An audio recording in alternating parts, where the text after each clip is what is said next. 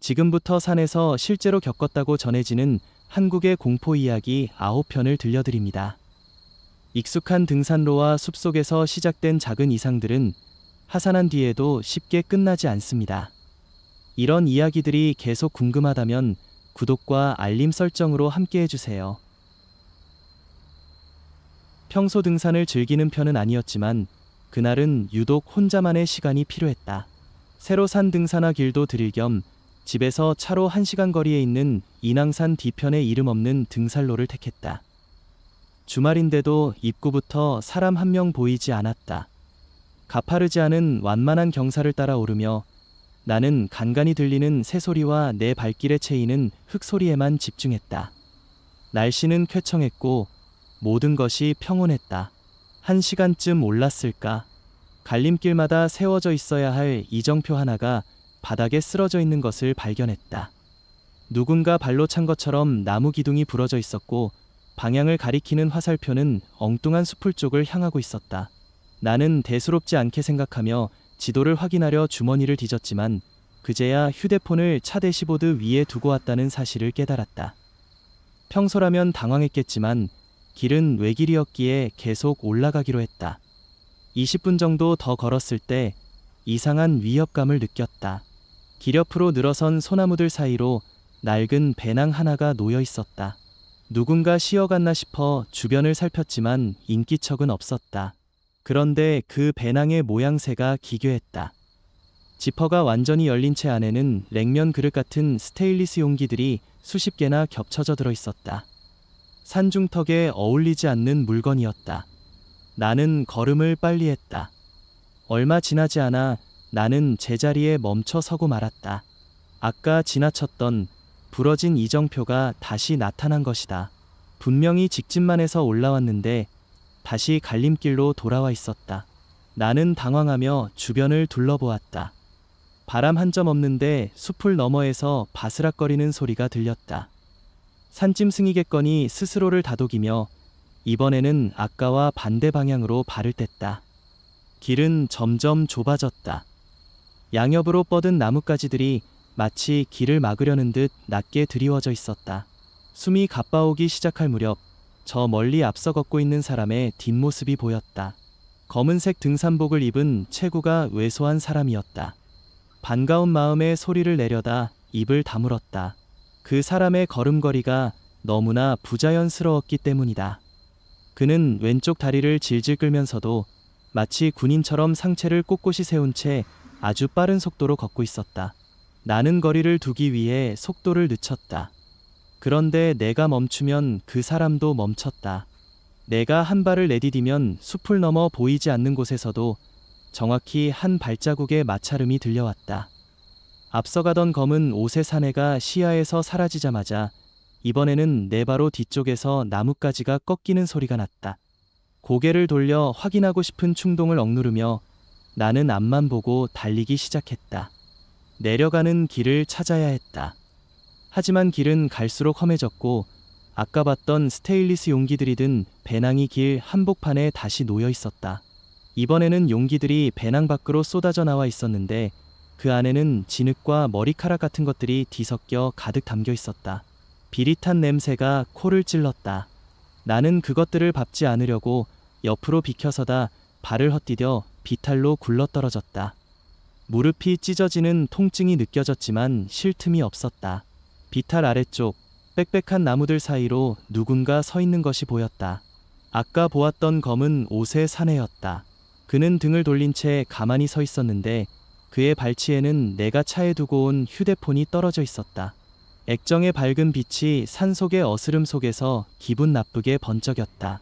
그가 천천히 고개를 돌리기 시작했다. 목뼈가 어긋나는 듯한 소리가 여기까지 들리는 것 같았다. 나는 본능적으로 반대편 능선을 향해 기어올랐다. 뒤에서 저기요 하는 목소리가 들렸다. 아주 평범하고 친절한 중년 남성의 목소리였다. 하지만 그 목소리는 바로 내 귀 옆에서 속삭이는 것처럼 가깝게 느껴졌다. 나는 뒤도 돌아보지 않고 소리쳤다. 오지 마요. 심장이 터질 듯이 뛰었다. 나는 등산로가 아닌 가시덤불이 가득한 숲을 가로질러 무작정 아래로 뛰었다. 뒤에서는 일정하게 낙엽을 밟는 소리가 따라왔다. 뛰는 소리가 아니라 아주 여유롭게 산책하듯 걷는 소리였다. 그런데도 그 소리는 결코 멀어지지 않았다. 한참을 내려가다 보니 멀리 주차장에 가로등 불빛이 보였다. 나는 사력을 다해 차를 향해 달렸다. 차 문을 열고 안으로 뛰어들어 즉시 잠금 장치를 눌렀다. 거친 숨을 몰아쉬며 백미러를 보았지만 어둠 속에는 아무도 없었다. 대시보드 위를 확인했다. 분명히 두고 갔던 휴대폰이 보이지 않았다. 아까 산속에서 남자의 발치에 떨어져 있던 것이 환각이 아니었음을 깨닫는 순간 조수석 유리창에 누군가 손바닥을 갖다 대었다. 손가락이 비정상적으로 길고 마른 손이었다. 손톱 밑에는 검은 흙이 잔뜩 끼어 있었다. 유리창 너머로 검은 옷을 입은 남자의 얼굴이 서서히 드러났다. 그는 웃고 있지 않았다. 무표정한 얼굴로 나를 뚫어지게 쳐다보며 다른 한 손으로 내 휴대폰을 들어 올려 보였다. 화면에는 부재중 전화 30통이라는 문구가 떠 있었고 발신인은 모두 내 번호였다. 나는 비명을 지르며 시동을 걸었다. 타이어 타는 냄새가 진동하며 차가 주차장을 빠져나갔다. 백미러로 본 남자는 멀어지는 차를 쫓아오지 않았다. 그는 그저 제자리에 서서 내가 멀어지는 것을 가만히 지켜보고 있었다. 집에 도착하자마자 모든 문을 잠그고 불을 껐다. 무릎의 상처를 치료할 엄두도 나지 않았다. 거실 소파에 앉아 떨고 있는데 외투 주머니 속에서 진동이 느껴졌다. 휴대폰을 산에 버리고 왔는데도 진동은 멈추지 않았다. 떨리는 손으로 주머니에 손을 넣었을 때 손가락 끝에 닿은 것은 차갑고 매끄러운 스테인리스 재질이 작은 그릇이었다. 그리고 그 안에는 내 휴대폰이 들어있었다. 나는 그날 이후로 다시는 산에 가지 않는다. 하지만 밤마다 아파트 현관 밖 복도에서 규칙적으로 다리를 끄는 소리가 들린다. 인터폰 확인 버튼을 누르면 화면에는 아무것도 잡히지 않지만 복도 센서 등은 내가 잠들 때까지 꺼지지 않고 켜져 있다. 가끔은 현관문 틈 사이로 산속에서 맡았던 그 비릿한 진흙 냄새가 스며 나오기도 한다. 나는 여전히 그 남자가 누구인지, 왜 나를 따라왔는지 알지 못한다. 다만 한 가지 확실한 것은 그가 아직 내 휴대폰 번호를 알고 있다는 사실이다. 해지기 전에 충분히 내려올 수 있을 거라 생각했다. 도봉산 신선대를 찍고 하산하기 시작한 게 오후 4시였으니 평소 내 발걸음대로라면 해가 니언니언 넘어갈 즈음엔 주차장에 도착해 있어야 했다. 하지만 그날은 모든 게 이상했다. 산등성이에 걸려있던 주황빛 해가 눈 깜빡할 사이에 자취를 감췄다. 마치 누군가 전등 스위치를 내린 것처럼 산속은 순식간에 짙은 감청색으로 변했다. 나는 당황해서 등산로 멈춰서서 손목시계를 확인했다. 4시 20분이었다.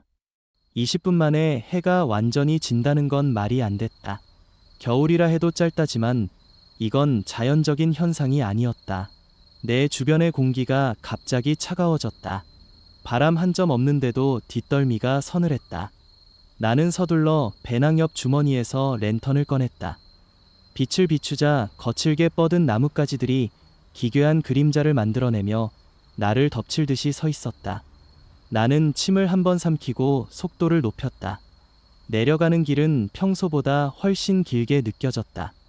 익숙한 바위와 표지판이 나와야 할 타이밍인데 랜턴 불빛이 닿는 곳에는 그저 끝을 알 수 없는 흙길과 빽빽한 나무들 뿐이었다. 10분 정도 더 뛰듯이 내려갔을까 다시 시계를 보았다. 4시 21분이었다. 시계가 고장난 걸까 생각하며 길을 대보았다. 초침은 규칙적으로 움직이고 있었다. 소름이 돋았다. 분명 땀이 날 정도로 뛰었는데 시간이 거의 흐르지 않았다. 아니, 어쩌면 시간이 아니라 내가 움직인 거리가 문제일지도 모른다는 생각이 들었다. 나는 멈추지 않고 계속 걸었다. 여기서 멈추면 그대로 이 어둠 속에 잠길 것 같았다. 길 왼편에서 바스락거리는 소리가 들렸다. 나는 반사적으로 랜턴을 그쪽으로 돌렸다. 아무것도 없었다. 하지만 랜턴 불빛을 거두는 순간 어둠 속에서 누군가 나를 빤히 쳐다보고 있다는 강렬한 느낌이 들었다. 시선은 하나가 아니었다. 여러 개의 시선이 나뭇잎 사이, 바위 뒤편, 그리고 내 발치 바로 옆에서 나를 향해 꽂히는 기분이었다. 나는 앞만 보고 뛰기 시작했다. 숨이 턱끝까지 차올랐고 무릎이 삐걱거렸지만 멈출 수 없었다. 멀리서 작은 불빛이 보였다. 대피소였다. 평소엔 사람이 거의 머물지 않는 작은 무인 산장이었지만 지금은 그곳의 벽이라도 절실했다. 나는 비틀거리며 산장문 앞으로 달려갔다. 하지만 가까이 다가갈수록 희망은 공포로 변했다. 산장의 창문은 모두 안쪽에서 검은 청 같은 것으로 가려져 있었고 문 앞에는 신발 수십 켤레가 어지럽게 널브러져 있었다. 등산화, 운동화, 심지어는 아이들의 장화까지 있었다. 하지만 안에서는 아무런 소리도 들리지 않았다. 그 많은 사람이 안에 있다면 적어도 말소리나 인기척이 나야 했다. 나는 문고리를 잡으려다 멈췄다. 문틈 사이로 지독한 흙냄새가 흘러나오고 있었다. 사람이 사는 냄새가 아니었다. 깊은 무덤을 파헤쳤을 때 날 법한 축축하고 부패한 흙의 냄새였다. 나는 뒷걸음질 쳤다. 그때 산장 안에서 아주 미세한 긁는 소리가 들렸다. 수십 명의 손톱이 문 뒷면을 동시에 긁어내리는 듯한 소름 끼치는 소리였다. 나는 그대로 뒤를 돌아서 산장 반대편 길로 달렸다. 이정표도 확인하지 못했다. 그저 그곳에서 멀어져야 한다는 본능만이 나를 움직였다. 뒤편에서 누군가 따라오는 소리가 들렸다. 타다, 타다, 타다. 사람의 발소리라기엔 너무 빠르고 불규칙했다. 마치 짐승 여러 마리가 나를 포위하며 좁혀오는 것 같았다. 얼마나 달렸을까? 갑자기 뒤에서 목소리가 들렸다. 아주 익숙한, 하지만 지금 여기서 들릴 리 없는 목소리였다. 민준아, 같이 가야지. 나를 부른 건 돌아가신 할머니의 목소리였다. 나는 멈추지 않았다. 그것이 할머니가 아니라는 것쯤은 본능적으로 알고 있었다. 목소리는 내 바로 귀 옆에서 들리는 듯했다가 다시 저 멀리 산 정상 쪽에서 들려오기도 했다. 나는 귀를 틀어막고 눈을 질질 감은 채 내리막을 내달렸다. 발이 돌뿌리에 걸려 크게 넘어졌다. 랜턴이 손에서 빠져나가 저 멀리 굴러떨어졌다. 주변은 다시 완전한 암흑이 되었다. 나는 바닥을 더듬으며 랜턴을 찾으려 했지만 손에 잡히는 건 축축하고 끈적이는 흙뿐이었다. 그때 내 바로 앞에 누군가 서 있다는 것을 느꼈다. 랜턴 불빛이 없어도 알 수 있었다. 차가운 냉기가 내 얼굴에 닿고 있었다. 그것은 아무 말도 하지 않았다. 그저 내 앞에 서서 숨을 들이마시고 있었다. 나는 숨을 죽이고 바닥에 납작 엎드렸다. 심장 소리가 너무 커서 그것에게 들릴까 봐 두려웠다. 얼마나 시간이 흘렀는지 알 수 없었다. 사방은 적막했고 오직 내 거친 호흡 소리만이 공기를 갈랐다. 서서히 주변이 밝아지기 시작했다. 나는 고개를 들었다. 해가 뜨고 있는 것이 아니었다. 멀리서 서치라이트를 들고 올라오는 구조대원들의 불빛이었다. 나는 미친 듯이 소리를 질렀다. 여기요. 여기 사람 있어요. 구조대원들은 나를 발견하고 서둘러 다가왔다. 그들은 나를 부축하며 왜 이런 곳에 쓰러져 있느냐고 물었다. 내가 산장에서 본 것들과 멈춘 시간에 대해 행설수수하자 대원들은 서로 위아한 표정을 주고받았다. 그들의 말에 따르면 내가 실종 신고된 지 불과 1시간밖에 지나지 않았으며 산장에는 아무도 없었다고 했다. 나는 하산하는 내내 뒤를 돌아보았다. 구조대원들의 플래시 불빛 너머로 여전히 어둠 속에 숨어 나를 지켜보는 수많은 시선이 느껴졌다. 주차장에 도착했을 때 내 시계는 여전히 4시 21분을 가리키고 있었다. 나는 무사히 집으로 돌아왔다. 겉으로 보기엔 아무런 문제가 없었다. 하지만 그날 이후로 나는 해가 지는 것을 견디지 못한다. 거실의 모든 커튼을 이중으로 치고 집안의 모든 전등을 켜두어야만 겨우 숨을 쉴 수 있다. 가끔 밤에 잠이 들려 할 때면 베란다 창문을 누군가 손톱으로 긁는 소리가 들린다. 그리고 아주 가끔 거실 한복판에서 나를 부르는 그 목소리가 들릴 때가 있다. 나는 살아남았지만 그 산에서 내가 마주친 것이 무엇인지, 그것이 왜 나를 놓아주었는지는 영원히 알 수 없을 것이다. 다만 한 가지 확실한 것은 그것이 여전히 내 근처 어딘가에서 해가 지기만을 기다리고 있다는 사실이다. 지난주 금요일, 나는 설악산 국립공원 인근의 이름 없는 능선을 오르고 있었다. 평소 혼자 등산하는 것을 즐겼기에 대중적인 코스보다는 사람의 발길이 닿지 않은 한적한 길을 택했다. 스마트폰의 등산 앱은 분명히 정상으로 향하는 완만한 능선길이 있다고 표시하고 있었다. 오후 2시를 갓 넘긴 시각이었고 날씨는 맑았으며 해가 지기까지는 충분한 시간이 남아 있었다. 1시간 정도 올랐을 때 앱 지도에는 표시되지 않은 갈림길이 나타났다. 왼쪽은 수풀이 우거진 오르막이었고 오른쪽은 바위가 노출된 좁은 능선길이었다. 지도는 오직 하나의 길만을 가리키고 있었기에 나는 본능적으로 좀 더 트인 오른쪽 길을 선택했다.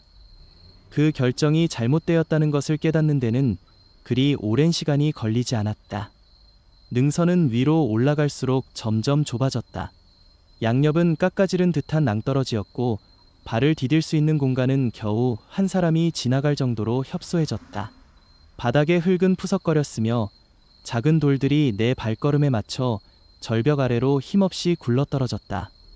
무언가 잘못되었다는 느낌이 들었지만 지도는 여전히 내가 올바른 경로에 있다고 말하고 있었다. 나는 멈춰서서 주변을 살폈다. 멀리 산 아래 마을이 보였지만 내가 서 있는 곳만은 세상과 단절된 것처럼 기묘하게 고요했다. 바람조차 불지 않는 정적 속에서 나는 다시 앱을 확인했다. 내 위치를 나타내는 파란 점이 지도 밖 허공을 떠돌고 있었다. 경로 이탈 경고음이 울려야 했지만 휴대전화는 아무런 반응이 없었다. 나는 깊은 숨을 내쉬며 뒤를 돌아 원래 왔던 길로 되돌아가기로 결심했다. 하지만 몸을 돌린 순간 내가 올라온 길의 풍경이 변해 있다는 것을 알게 되었다. 분명히 지나온 완만한 바위 구간은 사라지고 그 자리에는 날카로운 침엽수들이 빽빽하게 들어찬 가파른 내리막만 남아 있었다. 방황함이 밀려왔다. 나는 길을 잃었다는 사실을 인정하고 구조를 요청하기 위해 전화를 꺼냈으나 신호는 잡히지 않았다. 그때였다. 저 멀리 아래쪽 수풀 사이에서 사람의 형체가 보였다. 등산객인 것 같았다. 나는 반가운 마음에 소리를 지르려다 멈칫했다. 그 형체는 움직이지 않고 가만히 서서 내가 있는 능선을 올려다보고 있었다. 거리가 멀어 얼굴은 보이지 않았지만 상대방의 시선이 나를 향하고 있다는 확신이 들었다. 그는 등산객치고는 기묘한 차림새였다. 등산복이 아닌 검은색 코트 같은 긴 옷을 입고 있었고 배낭도 없었다. 나는 무작정 도움을 청하는 대신 상황을 살피기로 했다. 그가 천천히 손을 들어 올렸다. 나를 부르는 손짓이 아니라 마치 내가 있는 곳에 거리를 재는 듯한 기괴한 동작이었다. 나는 공포를 억누르며 반대편 능선으로 빠르게 발을 옮겼다. 발 밑에 돌들이 구르는 소리가 정적을 깼다. 능선은 끝이 보이지 않았고 갈수록 경사는 더 심해졌다.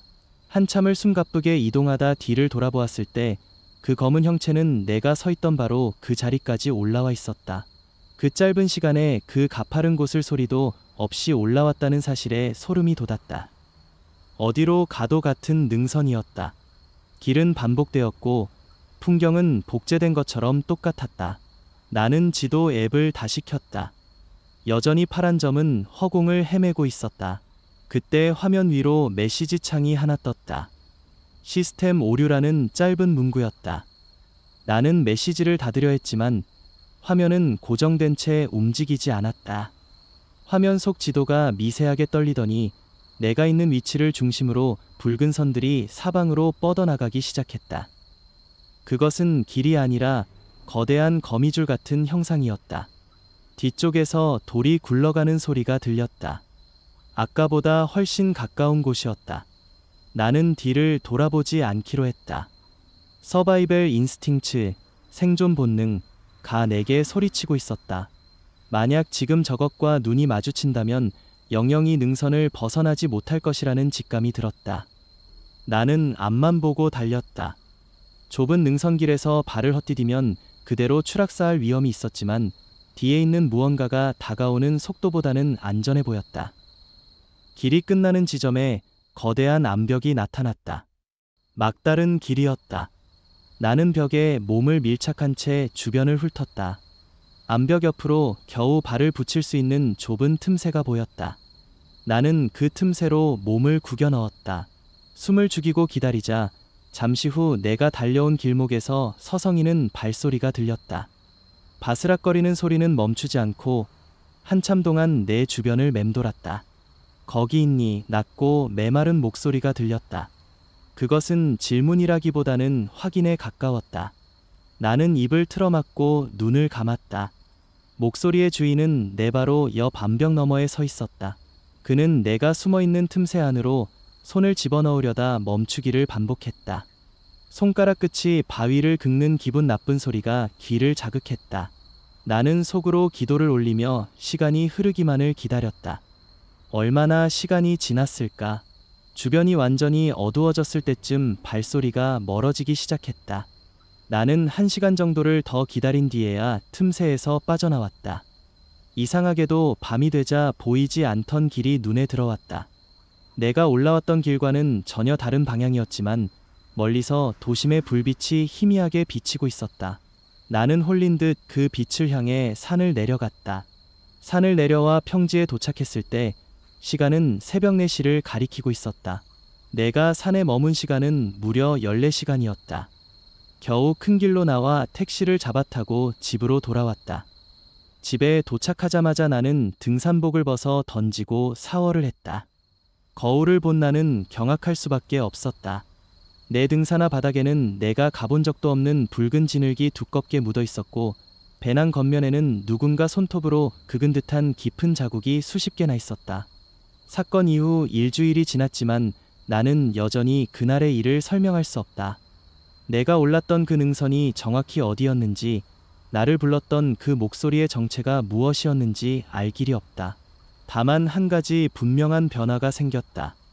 나는 더 이상 지도 앱을 믿지 않는다. 가끔 집에서 지도를 켜보면 내 위치를 나타내는 파란 점이 가끔씩 내가 가본 적 없는 산맥 한가운데를 비정상적으로 빠르게 가로지르는 것을 목격하곤 한다. 그리고 그때마다 내 방 문밖에서는 누군가 복도를 서성이는 듯한 미세한 발소리가 들려온다. 지난 여름 설악산 근처 인적 드문 등산로를 타다 길을 잃었다. 예보에도 없던 폭우가 쏟아지기 시작했고 시야는 금세 불투명해졌다. 핸드폰 신호는 이미 끊긴 지 오래였다. 비에 젖어 체온이 급격히 떨어질 무렵 짙은 안개 사이로 낡은 통나무 산장 하나가 나타났다. 국가에서 관리하는 대피소인지 개인이 지은 별장인지는 알 수 없었지만 당장 비를 피해야 한다는 생각에 망설임 없이 현관문을 밀었다. 문은 잠겨있지 않았다. 끼익 소리를 내며 열린 산장 안은 서늘한 공기로 가득했다. 곰팡이 냄새와 오래된 나무 타는 냄새가 섞여 코끝을 찔렀다. 거실 한가운데에는 낡은 소파와 작은 탁자가 놓여 있었고 구석에는 벽난로가 자리 잡고 있었다. 누군가 최근까지 머물렀던 것인지 탁자 위에는 머그잔 하나가 놓여 있었다. 나는 배낭을 내려놓고 수건을 꺼내 몸을 닦았다. 창밖은 이제 한 치 앞도 보이지 않을 정도로 어두워졌고 빗줄기는 더욱 굵어졌다. 벽난로 근처에 자리를 잡고 앉아 숨을 돌리는데 문득 이상한 기분이 들었다. 탁자 위에 머그잔을 다시 살피자 소름이 돋았다. 컵 안의 커피에서 미세하게 김이 모락모락 피어오르고 있었다. 누군가 방금 전까지 이곳에 있었다. 나는 본능적으로 주변을 살폈다. 산장은 1층짜리 구조였고 거실 양옆으로 문이 2개 있었다. 하나는 주방이었고 하나는 침실처럼 보였다. 나는 침을 삼키며 낮은 목소리로 물었다. 계세요? 아무런 대답이 없었다. 빗소리가 지붕을 두드리는 소리만 요란하게 들릴 뿐이었다. 주방 문을 살짝 열어보았지만 안은 텅 비어 있었다. 하지만 침실 문은 굳게 닫혀 있었고 문틈 아래로 미세한 불빛이 새어 나오고 있었다. 나는 그 문으로 다가가 손잡이를 잡으려다 멈췄다. 안에서 아주 미세하게 서걱거리는 소리가 들렸기 때문이다. 종이를 자르는 것 같기도 하고 무언가를 바닥에 끄는 것 같기도 한 기분 나쁜 소리였다. 나는 뒷걸음질 처거실로 돌아왔다. 이 상황에서 모르는 사람의 방을 엿보는 것은 위험하다는 판단이 섰다. 차라리 비가 그칠 때까지 거실 소파에서 조용히 머물다 떠나는 게 나을 것 같았다. 나는 최대한 소리를 내지 않고 소파에 몸을 웅크렸다. 하지만 긴장 탓에 눈을 감을 수 없었다. 그때였다. 밖에서 발소리가 들렸다. 비가 내리는 진흙탕을 밟는 묵직한 발소리였다. 발소리는 현관문 앞에서 멈췄다. 나는 숨을 죽이고 현관문을 응시했다. 문손잡이가 천천히, 아주 천천히 아래로 내려갔다. 하지만 문은 열리지 않았다. 아까 내가 들어오면서 습관적으로 문고리를 잠갔기 때문이었다. 밖에서 문을 당기는 힘이 느껴졌다. 덜컥거리는 소리가 거실의 정적을 깨뜨렸다. 나는 소파 뒤로 몸을 숨겼다. 잠시 후 덜컥거리는 소리가 멈췄다. 대신 무언가 날카로운 것으로 문틀을 긁는 소리가 들리기 시작했다. 마치 안으로 들여보내 달라는 듯한 기괴한 신호 같았다. 나는 떨리는 손으로 배낭 옆 주머니에 있던 등산용 나이프를 움켜쥐었다. 그때 내 뒤편 침실 안에서 들리던 서걱거리는 소리가 멈췄다. 그리고 침실 문손잡이가 돌아가는 소리가 들렸다. 안과 밖, 양쪽에서 협공을 당하는 기분이었다. 나는 본능적으로 창문 쪽으로 기어갔다. 창문 너머로 밖을 내다봤지만 빗줄기 때문에 아무것도 보이지 않았다. 침실 문이 아주 조금 열렸다. 틈 사이로 창백할 정도로 하얀 손가락 몇 개가 문틀을 붙잡는 것이 보였다. 나는 더 지체할 수 없다고 판단했다. 거실 창문의 잠금 장치를 풀고 그대로 밖으로 뛰어내렸다. 진흙바닥에 구르며 온몸이 진흙탕이 되었지만 멈추지 않았다. 뒤를 돌아보지 않고 숲길을 향해 뛰었다. 등 뒤에서 누군가 나를 부르는 소리가 들린 것 같기도 했고 거친 숨소리가 바로 귓가까지 쫓아오는 기분이 들었다. 비명을 지르고 싶은 욕구를 억누르며 어둠 속을 헤치고 나갔다. 얼마나 달렸을까? 멀리서 차 헤드라이트 불빛이 보였다. 나는 미친 듯이 도로를 향해 뛰어나가 지나가던 트럭을 세웠다. 운전사는 엉망이 된 내 행색을 보고 깜짝 놀라며 차에 태워주었다. 나는 숨을 헐떡이며 방금 있었던 일을 설명하려 했지만 말이 제대로 나오지 않았다. 트럭 운전사는 그 근처에 산장 같은 건 관리되지 않은 지 수십 년이 넘었다며 고개를 저었다. 나는 그날 이후로 산에 가지 않는다. 경찰에 신고도 해보았지만 내가 말한 위치에는 무너져가는 폐가 한 채뿐이었다는 답변만 돌아왔다. 하지만 나는 분명히 기억한다.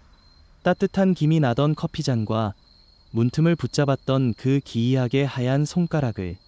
지금도 비가 오는 밤이면 현관문 쪽에서 미세하게 덜컥거리는 소리가 들리는 것 같아 잠을 설친다. 창밖을 확인하고 싶지만 만약 그때 그 산장에서 보았던 무언가가 내 창문을 들여다보고 있을까 봐 커튼조차 걷지 못한다. 나는 살아남았지만 그 산장에서 완전히 벗어난 것 같지는 않다.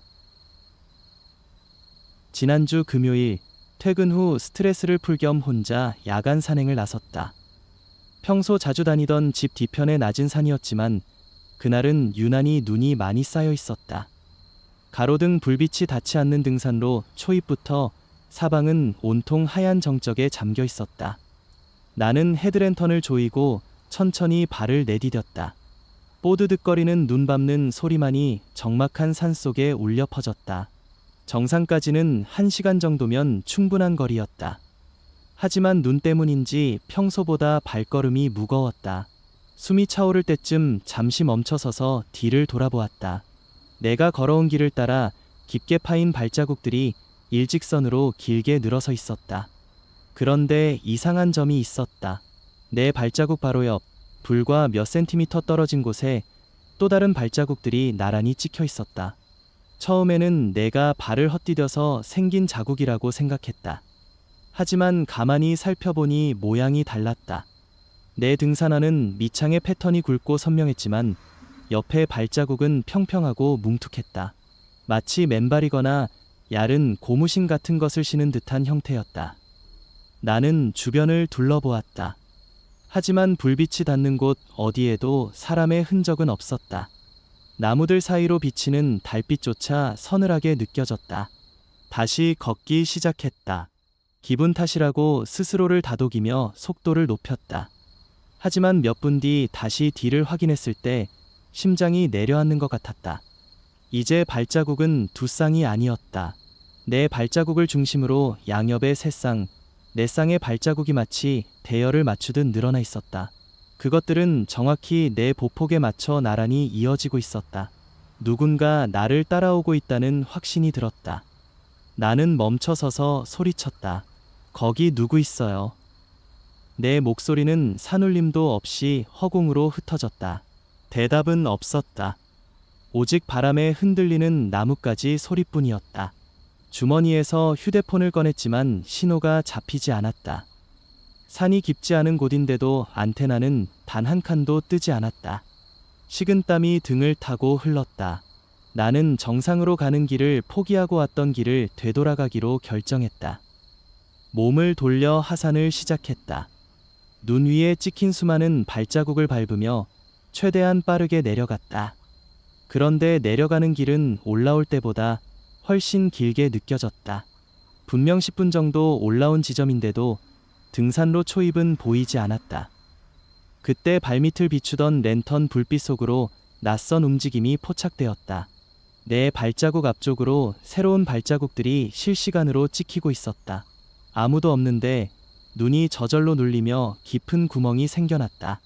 그것들은 마치 보이지 않는 존재가 내 앞에서 뒷걸음질을 치는 것처럼 보였다.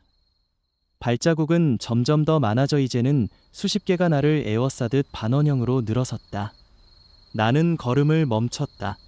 내가 멈추자 눈 위에 생겨나던 구멍들도 동시에 멈췄다. 거리는 불과 2미터 남짓이었다. 보이지 않는 무언가가 그곳에 서서 나를 정면으로 바라보고 있다는 감각이 온몸에 털을 곤두세웠다. 도망쳐야 했다. 하지만 길은 이미 차단된 것 같았다. 사방이 그 정체모를 발자국들로 가득했다. 나는 등산로 옆의 가파른 비탈길을 눈여겨보았다. 길은 아니었지만 나무가 빽빽해 몸을 숨기며 내려갈 수 있을 것 같았다. 나는 단숨에 비탈 아래로 몸을 던졌다. 눈더미에 구르고 나뭇가지에 얼굴이 긁혔지만 멈추지 않았다.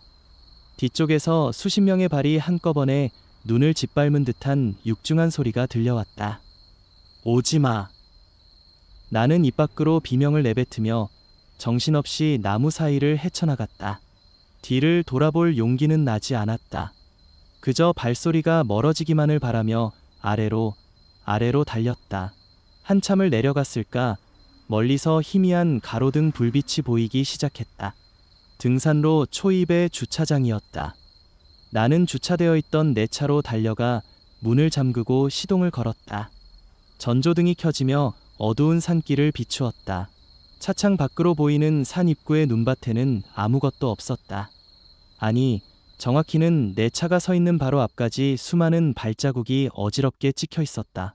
마치 수십 명의 사람이 내 차를 에워싸고 서 있었던 것처럼. 집에 돌아온 후 나는 한동안 방 밖으로 나가지 못했다. 경찰에 신고도 해보았지만 아무런 증거도 없는 이야기에 그들은 그저 환각을 본 게 아니냐며 대수롭지 않게 넘겼다. 다음 날 낮에 다시 그곳을 찾았을 때는 밤새 내린 눈이 모든 흔적을 덮어버린 뒤였다. 지금도 눈이 오는 날이면 창밖을 내다보지 못한다. 가끔 아파트 복도나 현관문 앞눈 위에 내 발자국보다 조금 작은 뭉툭한 자국이 하나씩 찍혀 있는 것을 발견하기 때문이다. 그것이 나를 찾아낸 것인지 아니면 그날 산에서부터 계속 내 옆에 있었던 것인지는 알 수 없다.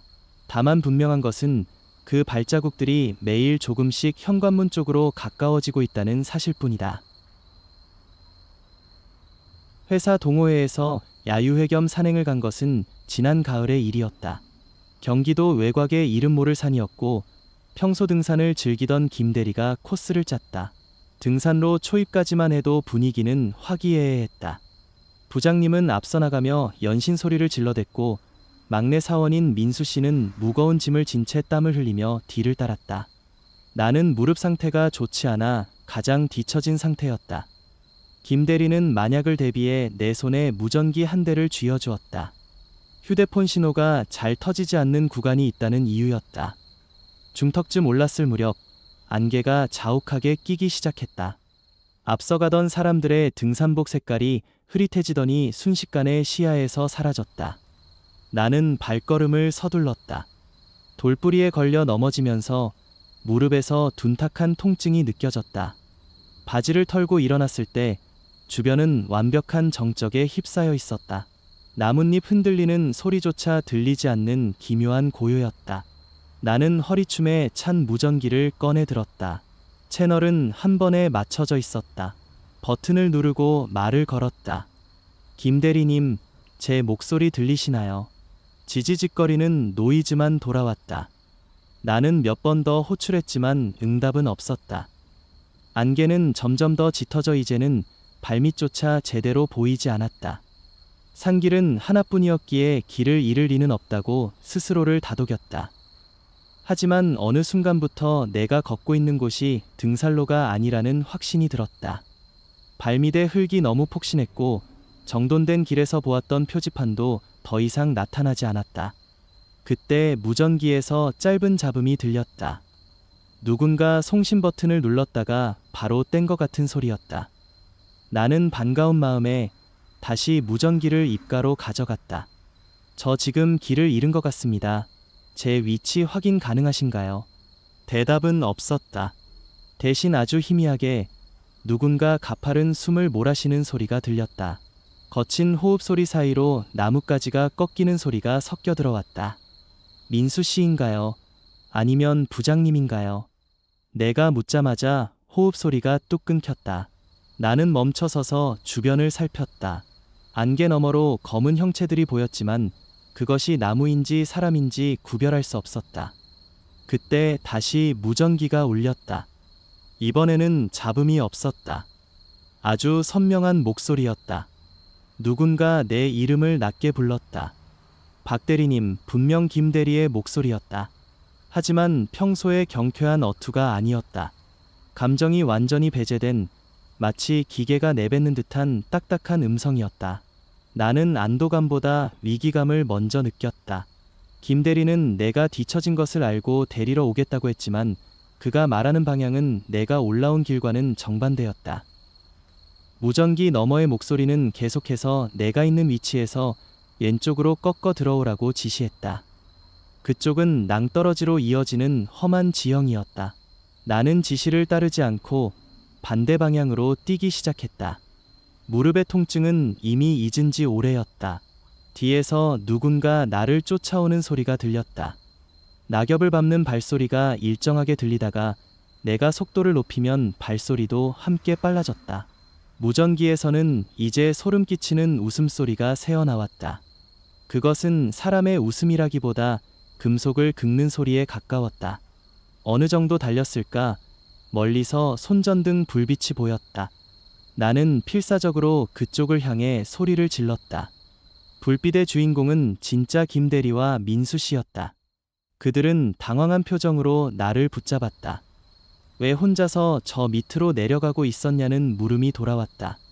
나는 숨을 헐떡이며 무전기를 가리켰다. 김 대리가 무전기로 계속 이상한 말을 했다고 설명했다.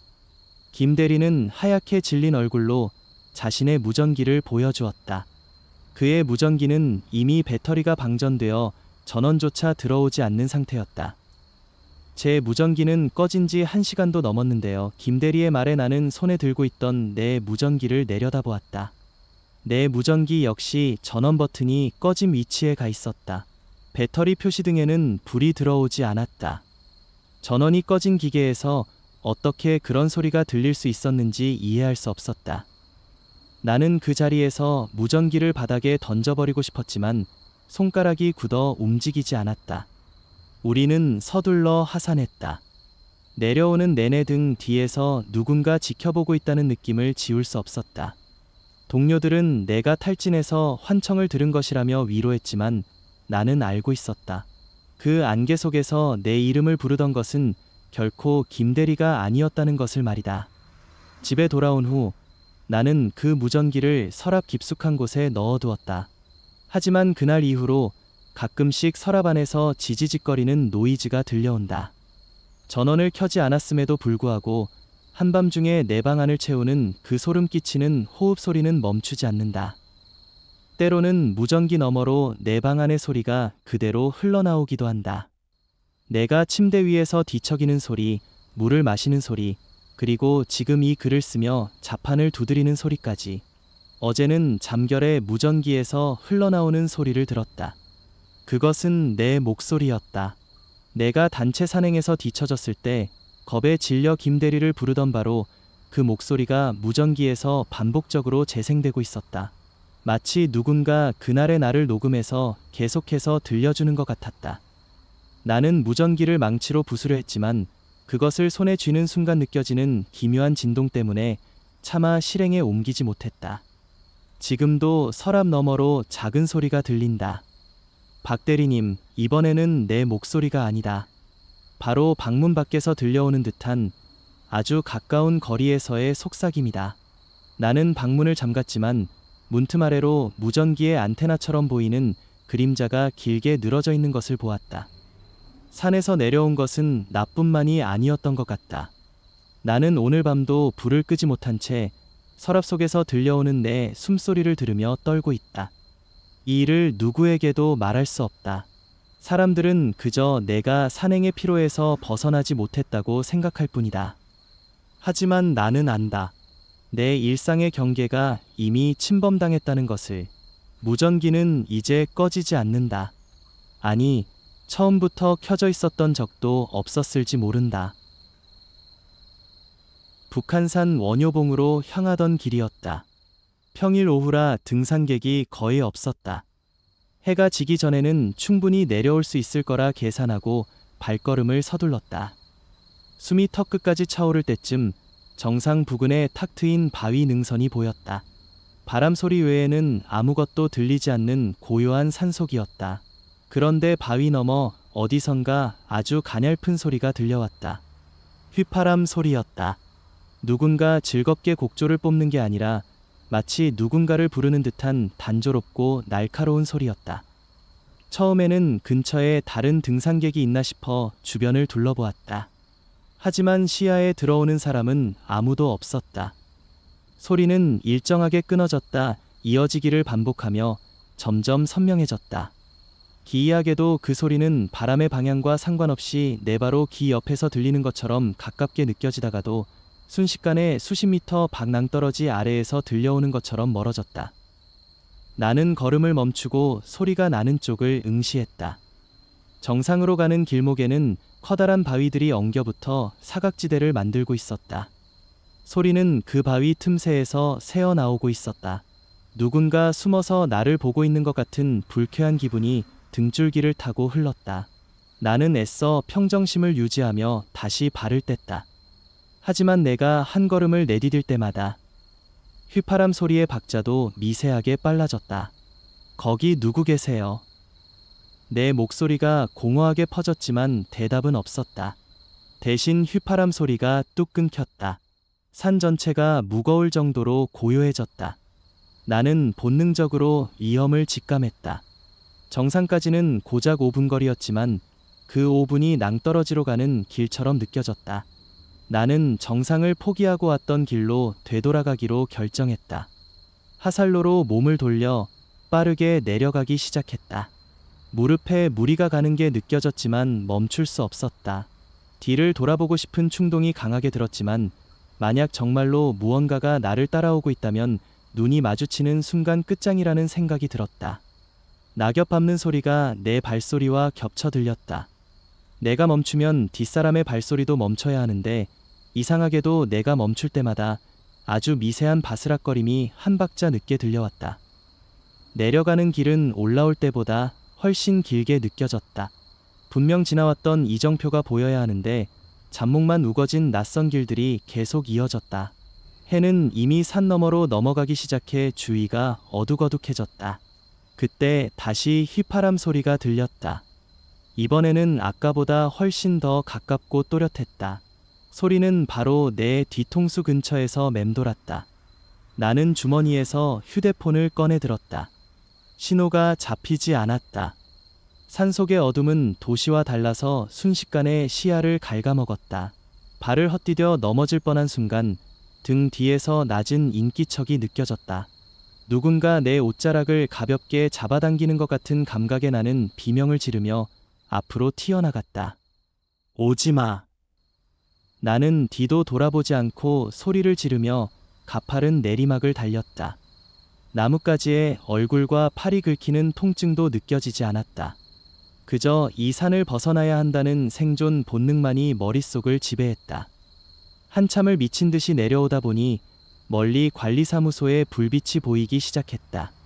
다리에 힘이 풀려 주저앉을 뻔했지만 나는 멈추지 않고 평지로 내려와 사람들이 있는 주차장까지 달렸다. 가쁜 숨을 몰아쉬며 뒤를 돌아보았다. 어둠에 잠긴 산등성이는 아무 일도 없었다는 듯 고요했다. 나를 쫓아오던 발소리도 기괴한 휘파람 소리도 더 이상 들리지 않았다. 주차장에는 몇 대의 차가 남아 있었고 관리소 안에서 TV 소리가 흘러나왔다.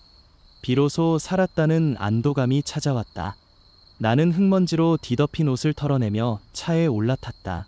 손등에서는 피가 배어 나오고 있었다.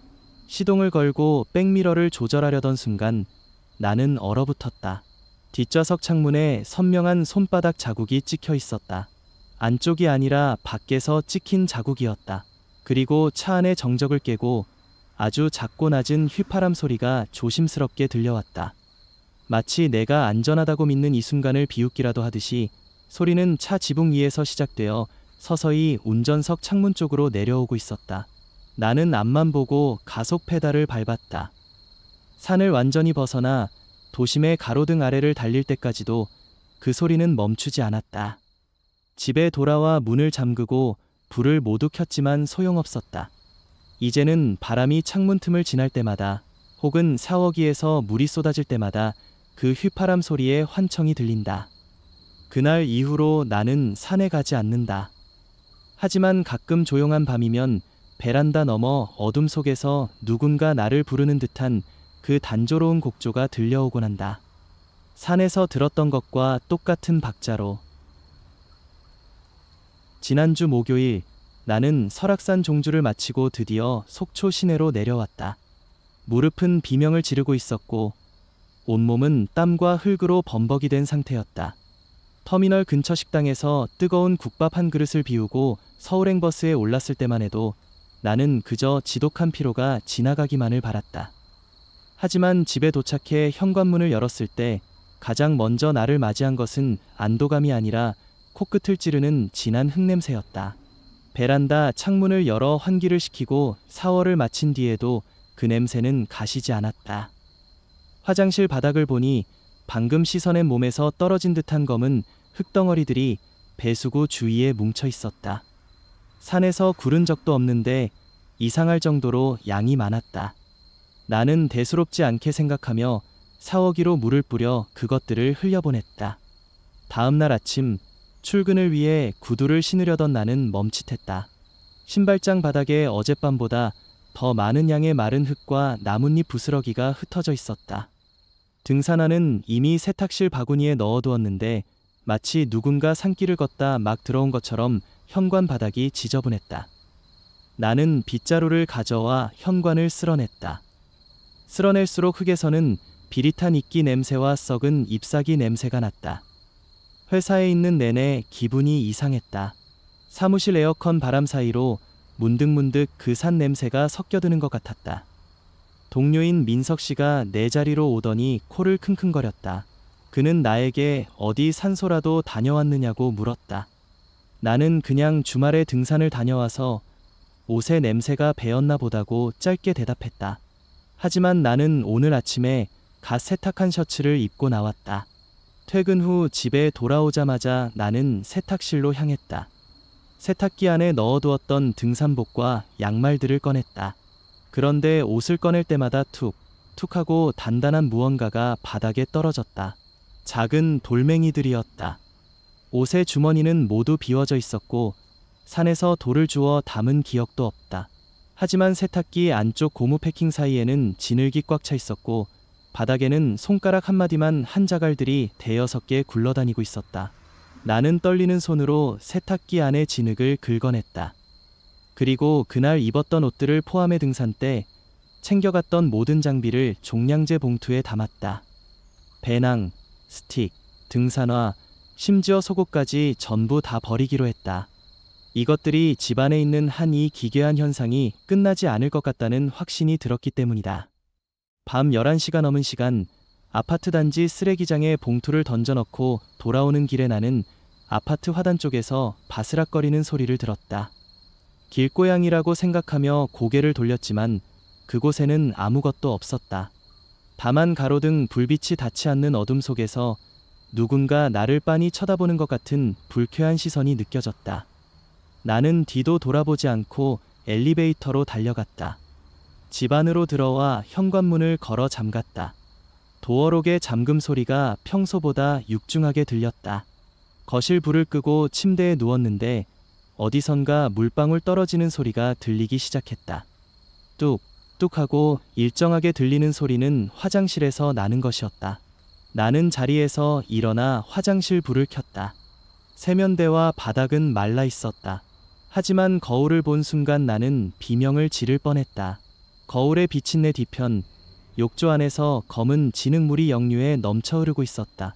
물은 금세 화장실 바닥을 채웠고 그 안에는 퉁퉁 부른 산짐승의 털 같은 것들이 섞여 있었다. 나는 미친 듯이 현관으로 뛰쳐나가 신발도 신지 않은 채 복도로 나갔다. 복도 끝 비상구 계단 쪽에서 서늘한 바람이 불어왔다. 아파트 복도인데도 마치 깊은 숲속 한가운데 서 있는 것 같은 착각이 들었다. 나는 떨리는 목소리로 관리사무소에 전화를 걸었다. 하지만 수화기 너머에서는 아무런 목소리도 들리지 않았다. 오직 바람 소리와 나뭇잎이 서로 부딪히며 서걱거리는 소리만이 들려올 뿐이었다. 누구 없어요. 내 목소리가 고요한 복도에 공허하게 울려 퍼졌다. 대답은 없었다. 대신 복도 저 멀리 어둠 속에서 철벅거리는 발소리가 들려왔다. 물에 젖은 무거운 발이 바닥을 딛는 소리였다. 소리는 천천히, 하지만 아주 일정한 간격으로 내가 서 있는 쪽을 향해 다가오고 있었다. 나는 다시 집 안으로 뛰어들어가 문을 잠그고 모든 가구를 현관문 앞으로 밀어붙였다. 침대 머리맡에 앉아 숨을 죽였다. 현관문 너머에서 발소리가 멈췄다. 그리고 곧이어 문을 긁는 소리가 났다. 손톱으로 딱딱한 철문을 긁어내리는 소름 끼치는 소리였다. 나는 귀를 막고 눈을 감았다. 제발 아침이 오기를, 이것이 그저 지독한 환각이기를 빌었다. 얼마나 시간이 흘렀을까. 문을 긁던 소리가 멈추고 거실에 정적이 찾아왔다. 나는 조심스럽게 가구 사이로 현관문을 살폈다. 문틈 아래로 검은 액체가 스며 나오고 있었다. 그것은 물이 아니라 아주 고운 진흙이었다. 진흙은 마치 살아있는 생물처럼 거실 바닥을 타고 내 발밑까지 뻗어왔다. 나는 더 이상 도망칠 곳이 없다는 것을 깨달았다. 나는 주방으로 달려가 식칼을 집어들었다. 그리고 현관문을 가로막은 책장을 밀어내고 문을 벌컥 열었다. 복도에는 아무도 없었다. 형광등이 깜빡거리는 긴 복도는 텅 비어 있었고 오직 내가 열어둔 문 앞바닥에만 거대한 젖은 발자국 하나가 찍혀 있었다. 발자국은 복도 끝 엘리베이터가 아닌 창문도 없는 비상구 벽을 향해 이어져 있다가 끊겨 있었다. 다음 날 아침, 아파트 청소 아주머니가 복도를 닦는 소리에 잠에서 깼다. 나는 현관 앞에 쭈그려 앉은 채 밤을 지새웠다. 밖으로 나가보니 복도는 깨끗했다. 어젯밤 보았던 진흙 자국도, 기괴한 발자국도 흔적조차 없었다. 관리사무소에 가서 CCTV 확인을 요청했지만 밤사이 내 집 앞복도를 지나간 사람은 아무도 없었다는 답변만 돌아왔다. 사건 이후로 일주일이 지났다. 경찰에 신고도 해보고 집을 내놓기도 했지만 달라지는 것은 없었다. 여전히 밤이 되면 집안 구석구석에서 마른 흙더미가 발견된다. 자고 일어나면 침대 시트 위에는 젖은 나뭇잎들이 흩어져 있고 내 발등에는 지워지지 않는 진흙 얼룩이 묻어 있다. 어제는 자다가 목이 말라 눈을 떴다. 거실 한복판에 얜 그림자가 서 있는 것을 보았다. 불을 켜자 그림자는 사라졌지만 그 자리에 있던 소파는 흠뻑 젖어 있었고 거실 벽지에는 누군가 손바닥으로 훑은 듯한 진흙 자국이 길게 남겨져 있었다. 나는 이제 산에 가지 않는다. 하지만 산이 나를 따라온 것 같다. 지금 이 순간에도 등 뒤 베란다 너머에서 산새 우는 소리가 들린다. 15층 아파트에서는 절대로 들릴 리 없는 소리다. 창문을 닫아 걸어도 틈새로 서늘한 숲의 공기가 스며든다. 나는 거울을 본다. 내 눈가에 묻은 검은 가루가 화장품 번진 자국인지 아니면 시선에도 계속해서 차오르는 산의 흙인지 알 수 없다. 나는 살아남았지만 내가 정말로 그 산에서 완전히 내려온 것인지는 확신할 수 없다. 방금 전거실 쪽에서 다시 한번 발소리가 들렸다. 아직 거기 있어? 나는 허공에 대고 나지막이 물었다. 대답 대신 거실 바닥에 툭 하고 무거운 돌멩이가 떨어지는 소리가 났다. 나는 다시 칼을 쥐고 거실로 나갈 준비를 한다. 오늘 밤도 잠들 수 없을 것 같다.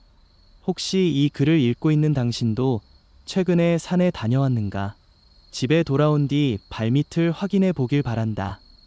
신발장에 없어야 할 흙이 떨어져 있다면 당신 역시 아직 하산하지 못한 것일지도 모른다.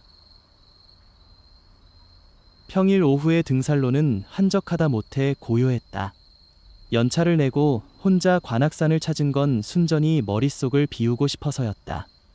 올라갈 때는 아무런 문제가 없었다. 땀을 흘리며 정상에 섰을 때만 해도 시원한 바람이 기분을 좋게 만들었다. 문제는 하산을 시작한 지 30분 정도 지났을 때 발생했다.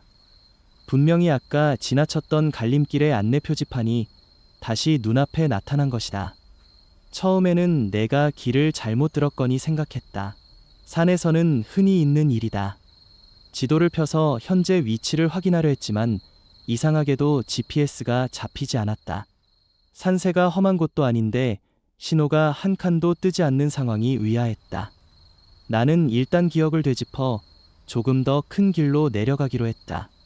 무릎에 무리가 가지 않도록 보폭을 줄이며 걷는데 뒤쪽에서 낙엽 밟는 소리가 들렸다. 일정한 간격으로 들려오는 발소리였다. 누군가 내려오고 있나 보다 생각하며 뒤를 돌아보았다. 하지만 구불구불한 산길 너머로 보이는 사람은 아무도 없었다. 바람에 나뭇잎이 부대끼는 소리라고 스스로를 다독이며 다시 발걸음을 옮겼다. 내가 3걸음을 걸으면 뒤에서도 정확히 3번의 마찰음이 들렸다. 내가 멈추면 소리도 멈췄다. 심장이 조금씩 빠르게 뛰기 시작했다. 나는 일부러 걸음 속도를 늦춰보았다. 상대가 앞질러 가길 바라는 마음이었다. 그러나 등 뒤의 발소리도 똑같이 느려졌다. 거리감이 좁혀지지도 멀어지지도 않은 채 딱 일정한 간격을 유지하고 있었다. 나는 고개를 돌리지 않고 앞만 보며 물었다. 누구 계세요? 아무런 대답이 없었다. 산 짐승일지도 모른다는 기대를 했지만 이 정도로 규칙적인 박자는 분명히 인간의 것이었다. 나는 무서움을 떨치기 위해 더 빨리 걷기 시작했다. 그런데 아까 보았던 그 표지판이 다시 나타났다. 왼쪽은 연주대, 오른쪽은 하살로라고 적힌 낡은 나무 표지판이었다. 3번째였다. 똑같은 나무 옹이의 모양까지 선명하게 기억났다. 이 길은 정상이 아니다. 나는 분명히 하살로를 따라 내려가고 있는데 왜 자꾸 같은 자리로 돌아오는 것인지 이해할 수 없었다. 주위가 급격히 어두워지기 시작했다. 겨울 산의 해는 짧다. 손목시계를 확인하니 오후 5시가 조금 넘었을 뿐인데 수반 쪽은 이미 한밤중처럼 캄캄해지고 있었다. 휴대폰 전원을 껐다 켜보았지만 여전히 서비스 없음 문구만 떠 있었다. 식은땀이 등을 타고 흘렀다. 그때 길 앞쪽에서 누군가 서 있는 실루엣이 보였다. 검은색 등산복을 입은 체격이 좋은 남자였다. 그는 길 한가운데에 가만히 서서 산 아래쪽을 바라보고 있었다. 안도감과 공포가 동시에 밀려왔다. 나는 조심스럽게 그에게 다가가 길을 물어보기로 했다. 저기요, 길을 잃은 것 같은데 하살로가 이쪽이 맞나요? 내 부름에도 남자는 미동도 하지 않았다. 내가 대여섯 걸음 거리까지 다가갔을 때 남자가 아주 천천히 고개를 돌렸다. 그의 얼굴은 어둠에 가려 잘 보이지 않았지만 입가에 기괴할 정도로 넓은 미소를 짓고 있다는 것만큼은 확실히 알 수 있었다. 그는 나를 보는 게 아니라 내 어깨 너머의 무언가를 보고 있었다. 남자가 아주 낮고 신 목소리로 중얼거렸다. 아직 멀었네. 그 말을 듣는 순간 온몸에 털이 곤두섰다. 나는 본능적으로 뒤를 돌아보았다. 거기에는 아무것도 없었지만 바로 내 귓가에서 누군가 거칠게 숨을 몰아쉬는 소리가 들렸다. 나는 비명을 지르며 반대편 숲으로 뛰어 들어갔다. 정해진 등산로가 아니었다. 덤불에 긁히고 바위에 걸려 넘어지면서도 멈출 수 없었다. 뒤에서 남자의 웃음소리가 들리는 것 같기도 했고 수십 명의 발소리가 한꺼번에 나를 쫓아오는 것 같기도 했다. 나는 앞뒤 가리지 않고 경사면을 따라 굴러 내려갔다. 나뭇가지에 뺨이 찢어지는 고통이 느껴졌지만 멈추면 죽는다는 생각뿐이었다. 한참을 미친 듯이 내려가다 보니 멀리서 자동차 헤드라이트 불빛이 보였다. 차 소리가 들리는 곳을 향해 죽을 힘을 다해 달렸다. 마침내 아스팔트 도로 위로 굴러 떨어졌을 때 지나가던 택시 한 대가 급정거를 했다. 기사 아저씨가 놀라서 차에서 내렸고 나는 바닥을 기며 살려달라고 소리쳤다. 아저씨는 나를 부축해 차에 태웠다. 차 안에 온기가 느껴지자 그제야 온몸이 사시나무 떨듯 떨리기 시작했다. 나는 뒷창문으로 산 쪽을 바라보았다. 가로등도 없는 어두운 산 입구에 아까 그 남자가 서 있었다. 그는 도로 경계석 바로 앞에 멈춰서서 떠나가는 택시를 빤히 쳐다보고 있었다. 그리고 그는 손을 들어 천천히 흔들었다. 마치 다시 보자는 인사를 건네는 것처럼 보였다. 경찰에 신고했지만 아무런 소용이 없었다. 내가 말한 장소에는 그런 표지판이 없다는 답변만 돌아왔다. 사고가 난 지점 근처를 수색해봤지만 수상한 남자의 흔적은커녕 발자국조차 발견되지 않았다고 했다. 경찰은 내가 조난 상황에서 겪은 환각일 가능성이 높다고 결론지었다. 하지만 나는 안다. 그때 내 뺨을 스쳤던 남자의 숨결과 그가 내뱉은 목소리는 결코 환각이 아니었다. 사고 이후로 나는 산 근처에도 가지 않는다. 하지만 문제는 집 안에서도 시작되었다. 밤마다 침대 밑에서 혹은 닫힌 방문 너머에서 누군가 일정한 간격으로 바닥을 긁는 소리가 들린다.